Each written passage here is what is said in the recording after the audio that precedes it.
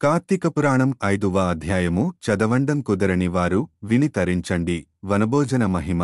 ఓ జనక మహారాజా, కార్తీక మాసములో స్నానదాన పూజానతరమున శివాలయమునందుగాని విష్ణాలయముందుగాని శ్రీ మద్భగవద్గీతా పారాయణము తప్పక చేయవలయును. అట్లు చేసిన వారి సర్వ పాపములును నివృత్తి యగును. ఈ కార్తీక మాసములో కరవీర పుష్పములు శివకేశవులకు సమర్పించినవారు వైకుంఠమునకు వెళ్ళుదురు. భగవద్గీత కొంతవరకు పఠించిన వారికి విష్ణులోకం ప్రాప్తించును. కడకందలి శ్లోకములో నొక్క పదమైనను కంఠస్థమొనరించిన ఎడల విష్ణు సాన్నిధ్యం పొందుదురు. కార్తీక మాసములో పెద్ద ఉసిరికాయలతో నిడి ఉన్న ఉసిరి చెట్టు క్రింద సాలగ్రామమును యథోచితగా పూజించి విష్ణుమూర్తిని ధ్యానించి ఉసిరి చెట్టు నీడను భుజించవలెను. బ్రాహ్మణులకు కూడా ఉసిరి చెట్టు క్రింద భోజనం పెట్టి దక్షిణ తాబులములతో సత్కరించి నమస్కరించవలయును. వీలును బట్టి ఉసిరి చెట్టు క్రింద పురాణ కాలక్షేపం చేయవలయును. ఈ విధముగా చేసిన బ్రాహ్మణ పుత్రునకు నీచ జన్మము పోయి నిజ రూపము కలిగెను అని వశిష్ఠులవారు చెప్పిరి.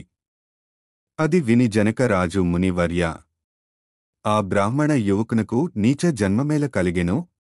దానికి గల కారణమేమి అని ప్రశ్నించగా వశిష్ఠులవారు ఈ విధంబుగా చెప్పనారంభించిరి. కిరాత మూషకములు మోక్షమునొందుట. రాజా, కావేరి తీర మదొక చిన్ని గ్రామమున దేవశర్మ అయ్యను బ్రాహ్మణుడు కలడు. అతనికొక పుత్రుడు కలడు. వారి పేరు శివశర్మ. చిన్నతనము నుండి భయభక్తులు లేక అతిగారాభముగా పెరుగుట వలన నీచ సహవాసములు చేసి దురాచారపరుడై మెలుగుచుండెను. అతని దురాచారములను చూచి ఒకనాడుతని తండ్రి కుమారుని పిలిచి, బిడ్డా, నీ దురాచారములు కంతులేకుండా ఉన్నది. నీ గురించి ప్రజలు పలు విధములుగా చెప్పుకొనుచున్నారు. నన్ను నిలదీసి అడుగుచున్నారు. నీవల్ల కలుగు నిందలకు సిగ్గుపడుతూ నలుగురిలో తిరగలేకపోవుచున్నాను. కాన నువ్వు కార్తీక మాసమున నదిలో స్నానం చేసి శివకేశవులను స్మరించి సాయంకాల సమయమున దేవాలయములో దీప్రార్థన చేసిన ఏడల నీవు చేసిన పాపములు తొలగుటే కాక నీకు మోక్ష ప్రాప్తి కూడా కలుగును. కాన నీవు అటుల చేయమని బోధించెను.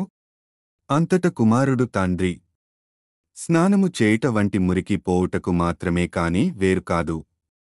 స్నానం చేసి పూజలు చేసినంత మాత్రాన భగవంతుడు కనిపించునా? దేవాలయములో దీపములు వెలిగించిన లాభమేమి?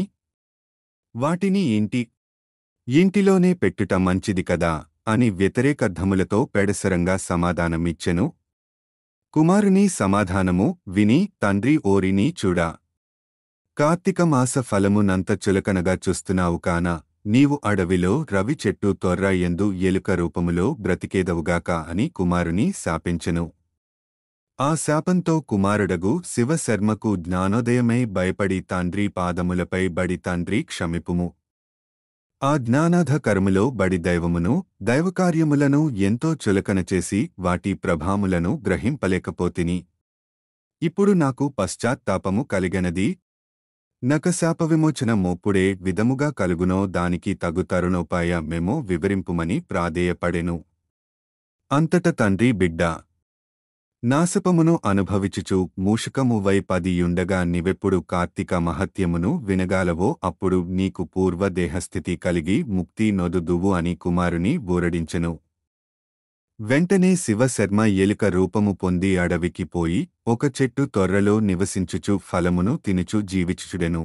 ఆ ఎడవి కావేరి నది తీరమునకు సమీపమున నుండుటచే స్నానార్థమై నదికి వెళ్ళు వారు అక్కడనున్న పెద్ద వట వృక్షము నీడను కొంతసేపు విశ్రమించి లోకభి రామాయణము చర్చించుకొనుచు నదికి వెళ్ళు చుండెడివారు.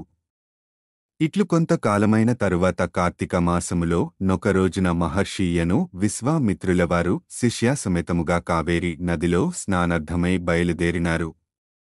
అట్లు బయలుదేరి ప్రయాణపు బడలిక చేత మూషకము ఉన్న ఆవుత వృక్షం క్రిందకు వచ్చి శిష్యులకు కార్తీక పురాణమును వినిపించుచుండిరి. ఈలోగా చెట్టు తొర్రలో నివసించుచున్న మూషకము వీరి దగ్గరనున్న పూజద్రవ్యములలో నేదైనా తినే వస్తువు దొరుకుతుందేమోనని బయటకు వచ్చి చెట్టు మొదట నక్కియుండెను. అంతలో నొక కిరాతకుడు వీరి జాడ తెలుసుకుని వీరు బాటసరులై ఉందురు.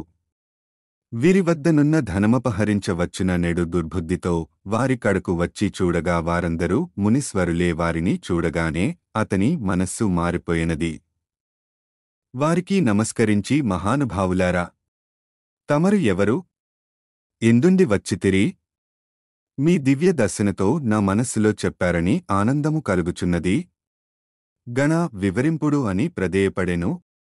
అంత విశ్వామిత్రులవారు, ఓయి కిరాతక, మేము కావేరీ నది స్నానద్దామై ప్రాంతమునకు వచ్చితిమి. స్నానమాచరిచి కార్తీక పురాణమునకు పతించుచున్నాము. నీవును ఇచ్చట కూర్చుంది సావడనుడవై ఎలకిపుము అని చెప్పిరి.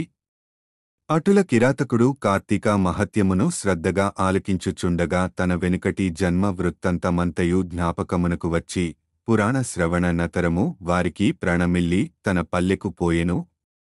అటులనే ఆహారమునకై చెట్టు మొదట దాగియుండి పురాణమంతయు వినుచుండిన ఎలుక కూడా తన వెనుకటి బ్రాహ్మణ రూపమునొంది మునివార్య, ధన్యోస్మి, తమ దయవల్ల నేను కూడా ఈ మూషిక రూపము నుండి విముక్తుడనైతినని తన వృత్తాంతమంతయు చెప్పి వెడలిపోయెను. కనుక జనక, ఇహములో సిరి సంపదలు, పరలోకమున మోక్షము కోరువారు తప్పక ఈ కార్తీక పురాణమును చదివి ఇతరులకు వినిపించావలెను. ఓం నమః శివాయ. శివాయ గురువే నమః. పరమ పవిత్రమైన కార్తీక మాసం సందర్భంగా జగద్గురువులు శ్రీ శ్రీ శ్రీ ఆది శంకరాచార్యులుచే రచించబడిన శివానందలహరి పారాయణ చేయడం చాలా ఉత్తమమైనది. కనీసం శ్రద్ధగా, భక్తితో పూర్తిగా విన్నా ఆ మహాదేవుని ఆశీస్సులు పొందవచ్చు. దయచేసి పూర్తిగా వినండి. లైక్ చేసి సబ్స్క్రైబ్ చేయడం మర్చిపోవద్దు. ఇట్లు స్కాంద పురాణాంతర్గత వశిష్ఠ ప్రోక్త కార్తీక మహాత్యమందలి 5వ అధ్యాయము 5వ రోజు పారాయణము సమాప్తం.